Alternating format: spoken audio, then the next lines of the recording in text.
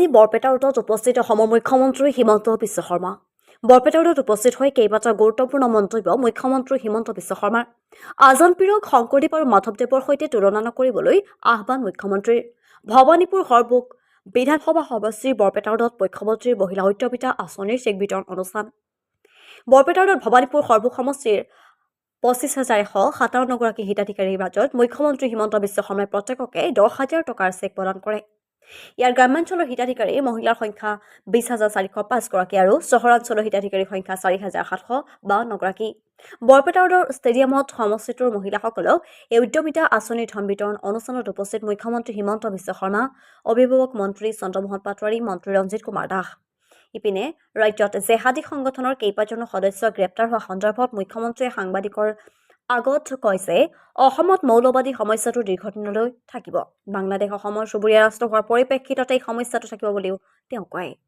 আন এক বিষয়ত মুখ্যমন্ত্ৰীয়ে মন্তব্য কৰে যে কালি কেন্দ্ৰীয় গৃহমন্ত্ৰী অমিত শ্বাহে উদ্বোধন কৰা বটদ্ৰৱা প্ৰকল্প অসমৰ স্বাভিমানৰ প্ৰতীক। বৰপেটা ৰোডতেই ডঃ হিমন্ত বিশ্ব শৰ্মাই ভাৰতীয় জনতা পাৰ্টীৰ ভৱানীপুৰ সৰভোগ সমষ্টিৰ সূচনা কৰা যুৱবোধ বাহিনীক পৰিদৰ্শন কৰে।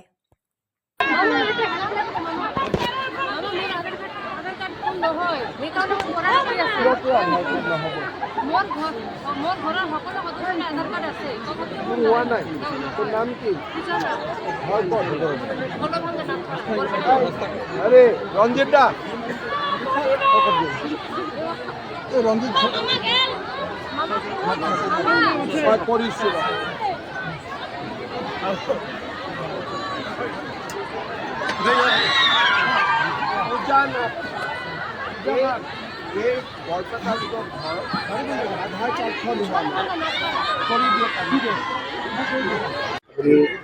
আজি আমাৰ নৱগঠিত ভৱানীপুৰ সৰভোগ সমষ্টিত মহিলা উদ্যমিতা অভিযানৰ আমি পুঁজি বিতৰণ কৰিলোঁ।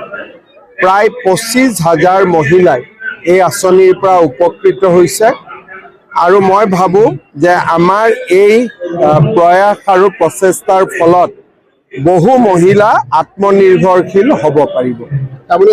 ১ জানুৱাৰীৰ পৰা ১০০ টকাতে ১ কেজি দালি, ১ কেজি চেনি আৰু ১ কেজি নিমখ পাব। এই মাহত ১১৭ টকা আছিলে, ১ তাৰিখৰ পৰা ১০০ টকাত পাব। ইয়াত আমি ভাল কৰি জিকি যাম। মানে আমাৰ বৰ্তমানৰ বিধায়ক বা যি আছে, মই ভাবোঁ যে এইবাৰ ৰাইজে বিজেপিক ভোট দিব। এইকেইটা দিন নিজে ব্যস্ত হৈ আছো। প্ৰধানমন্ত্ৰী অমিত শ্বাহজীৰ প্ৰগ্ৰেম, মোৰ নিজৰ অনুষ্ঠান, তাৰ মাজত ১০০-১২২ এইবিলাক মোৰ চোৱাও নাই আৰু সময়ো পোৱা নাই। মই চক বটদ্ৰৱা প্ৰকল্প হ'ল অসমৰ স্বাভিমানৰ প্ৰতীক। যিসকলে অসম আৰু অসমীয়াক ভাল নাপায় তেওঁলোকেহে ইয়াক সমালোচনা কৰিব, বেলেগ কোনেও নকৰে। এইটো টুলুঙা মন নহয়, এইটো ইতিহাসৰ কথা। একেবাৰে ক্লাছ 5ৰ ল'ৰাজনেও জানে যে শংকৰ আৰু মাধৱ একেলগে আছিল। এইটো ক্লাছ 5ৰ ল'ৰাজনেও জানে। হীৰেণ গোহাঁই কিয় নাজানে মই বুজি পোৱা নাই। আপোনালোকে মোক কওকচোন, শংকৰদেৱ মাধৱদেৱ একেলগে আছিল নে নাই? শংকৰদেৱৰ মূল শিষ্য মাধৱদেৱ আছিল নে নাই?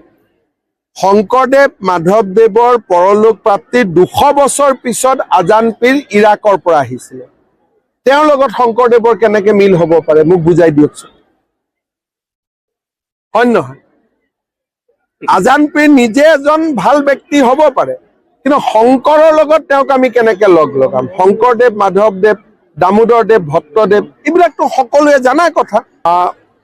বৃদ্ধিও পাইছে, কমিছেও। গতিকে ফাইনেল ফিগাৰটো আমি ফাইনেল লিষ্টৰ পিছত গম পাম, আমাৰ চকু থাকিব।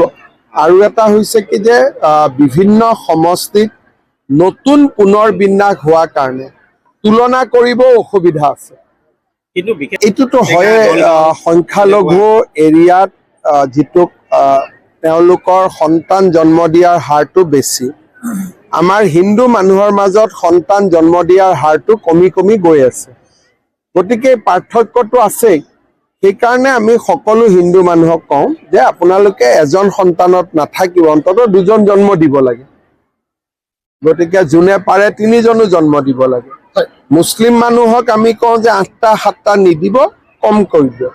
হিন্দুক আমি কওঁ যে অলপ বেছিকৈ সন্তান কৰক, নহ'লে ঘৰখন চাবৰ কাৰণে কোনো নোহোৱা হ'ব। ৰঞ্জিতাৰ লগত মই আলোচনা কৰি ল'ম, ক'ব আপুনি। অসমত এতিয়া মৌলবাদী সক্ৰিয় হৈ আছে নেকি? মৌলবাদী অসমত ডেফিনেটলি সক্ৰিয় হৈ আছে আৰু বাংলাদেশৰ লগত আমি ওচৰ চুবুৰীয়া নেইবাৰ, গতিকে অসমত মৌলবাদীৰ সমস্যাটো বহুত দিনলৈ থাকিব। আজি 11জন ধৰিছে। আজি 11জন ধৰিছে, ডাঙৰ অপাৰেশ্যন এটা চলি আছে। হ'ব।